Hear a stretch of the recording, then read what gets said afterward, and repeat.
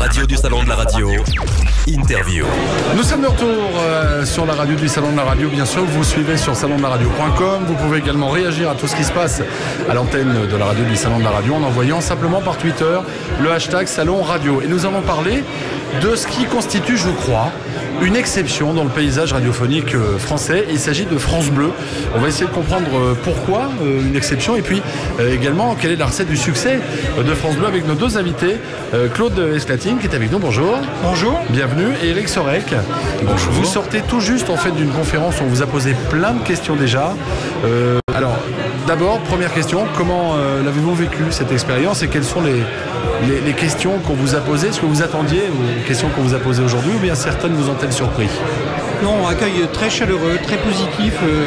Je pense que nos interlocuteurs étaient très intéressés pour comprendre la mécanique de notre réseau avec ses 44 stations, ce réseau partout installé en France, et que les questions portaient surtout sur comment vous êtes organisé en termes de programmation musicale, comment vous êtes organisé en termes de structure d'information, pourquoi vous avez autant d'informations locales que nationales et internationales, comment vous faites sur le plan technique pour organiser tout ça. Et donc toutes les questions étaient très à la fois curieuses, intéressantes et chaleureuses. Ouais. Dominique?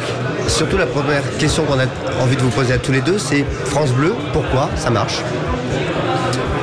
Parce que nous y travaillons, parce que nous sommes sereins, assez déterminés, et puis que nous avons cette chance d'avoir une couverture nationale qui est extrêmement précise, capillaire, si vous me passez l'adjectif, et qui fait qu'on a une proximité, une double proximité qui nous tient très à cœur, la proximité affective, celle du cœur, celle de l'oreille, et la proximité géographique parce qu'on est proche d'eux. Est-ce que c'est un maillage qui correspond à ce qu'on peut connaître du côté de France 3 par exemple? Mais là la mécanique elle est inverse, France 3 on décroche pour les éditions régionales, France Bleu c'est l'inverse. Alors, France Bleu c'est effectivement tout le contraire de ce qu'est France 3. C'est ça l'idée géniale en fait. C'est d'abord du programme local, c'est d'abord du programme régional, au plus proche des auditeurs, agrémenté de moments dans la journée où il y a du programme national, alors que la télévision régionale publique c'est tout le contraire, c'est un peu de programme local et beaucoup de programme national. Donc national, une des recettes c'est ça effectivement. C'est la cerise sur le gâteau en fait. Le national c'est du complément. Voilà, c'est un moment où les antennes locales ont besoin de souffler, de poser. Là le national reprend la main pour 1 heure et demie. C'est le cas par exemple de l'heure du déjeuner entre 12h et 13h30 ou avant 6h le matin ou après 19h le soir. Mais l'essentiel de l'audience de France Bleu et de la radio généraliste de proximité que nous sommes, se fait effectivement entre 6h et midi. Pourtant quand on regarde quelques années en arrière, c'était loin d'être gagné le pari France Bleu quand même. Certainement, moi je ne l'ai pas connu puisque je suis arrivé à France Bleu depuis quelques mois seulement, mais l'histoire fait que Bleu, créé dans début des années 2000, par le président de l'époque de Radio France, Jean-Marie Cavada, et l'agrégation de radios locales, très disparates, très différentes les unes des autres, et progressivement dans les 15 dernières années, ces radios se sont rapprochées, non pas physiquement, mais elles se sont rapprochées dans leur format, dans leur structure, dans leur organisation, et aujourd'hui pour constituer, tel que Eric Sorek vient de l'expliquer, un produit homogène, systématiquement identique ou similaire plus exactement, dans toutes les stations, mais traité avec cette dimension régionale, cette patte régionale qui lui donne tout son sens. Qu'est-ce qui peut encore être amélioré, changé, modifié dans la radio France Bleu? Alors la couverture territoriale, je pense qu'on a encore des zones sur le territoire français où une partie de la population n'a pas accès à cette radio de service public. Aujourd'hui c'est à peu près 84-85% de la population qui est couverte sur l'ensemble du territoire français. Donc mathématiquement il en manque entre 15 et 16%. Et je pense qu'un des grands enjeux pour le développement de l'audience et de la couverture territoriale, de cette fameuse proximité géographique, c'est effectivement d'aller sur les zones où on nous entend un petit peu moins ou pas du tout. On sait que France Bleu évolue aujourd'hui dans le cadre d'un Radio France qui connaît des difficultés budgétaires. On en a un petit peu parlé aussi pour cette année. Cette évolution ne risque-t-elle pas d'être un petit peu freinée par ces soucis budgétaires? Nous en parlons régulièrement avec le nouveau président de Radio France, Mathieu Gallet, qui là-dessus a fait de France Bleu une partie importante de la stratégie d'avenir de Radio France, parce qu'elle est la station qui, au sein de ce groupe, est capable d'aller toucher une population, un auditoire différent des autres grandes chaînes nationales de France Inter, de France Culture, de France Musique, etc. Et donc, à l'instar du Move qui va elle-même toucher une autre type de catégorie d'âge en particulier, France Bleu est totalement fondamental dans le dispositif. Donc nous allons avoir des exigences pour revenir à l'équilibre au niveau de Radio France, mais ça c'est vrai de toutes les grandes entreprises et en particulier d'entreprises publiques. Mais nous allons réussir parce que nous avons aujourd'hui plein d'idées sur la manière de gérer, d'améliorer, d'optimiser notre dispositif. Parce qu'on le rappelle en plus, France Bleu, ça permet au niveau des infos d'alimenter. Là par contre, c'est un peu la même mécanique que pour France 3. Les sujets des correspondants de France Bleu remontent dans les éditions nationales et alimentent France Info, France Inter, France Musique, France Culture, FIP. Exact, tous les jours. C'est un travail colossal.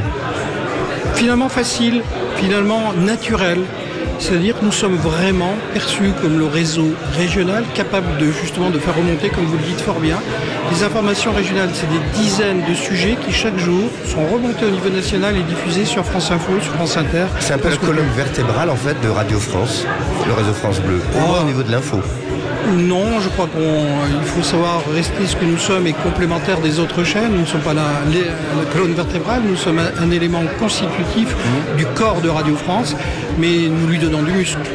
D'être dans un groupe comme celui-là, où justement il y a différents intérêts, beaucoup de médias très différents, c'est un avantage ou un inconvénient quand on veut gérer une radio et développer une radio ? C'est un avantage considérable, voilà, parce qu'on a quand même on a la chance d'être dans une structure qui est puissante, qui a aujourd'hui, grâce à la dotation publique, nous permet de travailler dans d'excellentes conditions. On discutait juste avant de rentrer sur ce plateau ensemble. Vous êtes allé visiter les studios de France Bleu Nord il y a quelques jours de ça. Voilà, dirigé par Philippe Marty, responsable du programme de France Bleu à Lille. Et aujourd'hui, travailler dans un média et dans un groupe comme celui-là nous permet de créer ces structures-là, et techniques et humaines. Chaque local, c'est un directeur, un responsable de programme, un responsable technique, un rédacteur en chef. Et derrière, ce sont des équipes qui travaillent au quotidien sur le terrain. Je le disais tout à l'heure, l'essentiel de l'audience de France Bleu et l'essentiel du succès, c'est le travail qui est fait en proximité. Le local, 6h midi, en tout cas pour les grandes tranches d'audience d'info, mais c'est aussi l'après-midi. Mais c'est là qu'on va chercher nos auditeurs, c'est là qu'on va gratter sur le terrain. Et c'est avec ces équipes-là, donc la chance d'être dans un groupe qui nous donne les moyens de faire de la radio tous les jours en proximité, c'est une chance absolument inouïe. J'ai juste une question par rapport au programme, parce que comment ça se passe quand il y a un événement national d'envergure tel que ce qu'on a connu il y a quelques semaines avec les attentats à Paris par exemple? Est-ce que là France Bleu casse l'antenne pour donner la priorité au national, ou comment ça se passe justement avec les rédactions locales? Mais écoutez, de manière tout à fait simple, nous faisons ce que beaucoup d'autres appellent déjà du breaking news. Donc il y a une prise d'antenne. Il se trouve que sur le drame du 7 janvier et des jours qui ont suivi, nous avons décidé, j'ai pris cette décision normalement, logiquement, de casser l'antenne et de proposer des éditions nationales pour traiter l'actualité et surtout la réaction. Ce qui était extraordinaire, c'est qu'on a pu, à double niveau, au niveau national et au niveau de région, récupérer l'extraordinaire courant d'intervention, de volonté de témoignage de nos auditeurs pour montrer leur émotion, leur colère, leur indignation. Et ça a été formidable de traiter cette chose-là à ces deux niveaux. Alors, juste pour compléter ce que dit Claude Esclatine, ce travail effectivement de breaking news au niveau national, c'est-à-dire de mobiliser toutes les antennes de France Bleu à un moment donné autour d'un événement particulier qu'on a tous vécu il y a un petit peu plus d'un mois maintenant, n'a pu se faire que grâce au travail aussi de la locale parisienne qui était France Bleu 107.1, enfin qui est France Bleu 107.1, et qui, les équipes nationales plus l'équipe de la locale, nous a permis de rentrer en émission spéciale à destination des 44 antennes pour qu'on soit cohérent dans le produit que nous proposons. On avait cette vision donc globale des choses et le travail sur le terrain des journalistes de France Bleu 107.1. Mais on aurait été 10 ans en arrière ou en 2001 avec AZF à Toulouse. Aujourd'hui, on ferait la même chose, c'est-à-dire qu'on s'appuierait sur le travail des journalistes de France Bleu Toulouse en proposant pour les 44 antennes une émission nationale Breaking News spéciale. D'accord. Pour conclure, en fait, on parlait tout à l'heure de la chance qui était la vôtre de dépendre d'un groupe comme celui-là, d'être intégré dans un groupe comme celui de Radio France. Ça vous donne une vraie aisance, mais en même temps, c'est un vrai devoir d'exigence au quotidien. D'abord, nous sommes un service public. Et pour Bleu, ça a particulièrement une dimension fondamentale, c'est que nous sommes au service fondamentalement de nos auditeurs et dans chaque région, en proximité totale.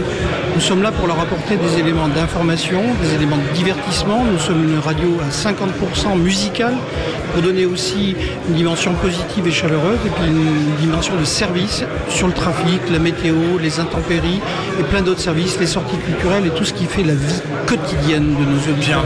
Il y a un ton aussi particulier, France Bleu.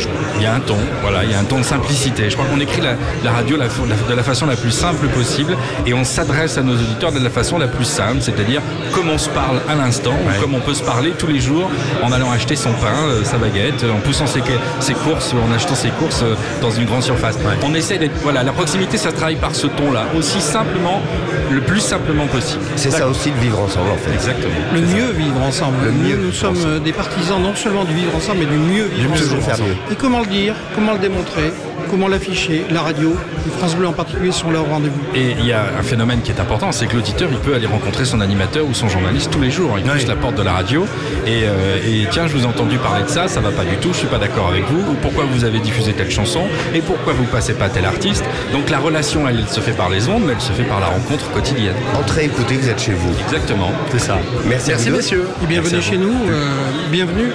Longue vie à France Bleu. Merci. La radio du Salon de la Radio. Avec Broadcast Associé, Open Radio, Maxillaire et la Fabrica News.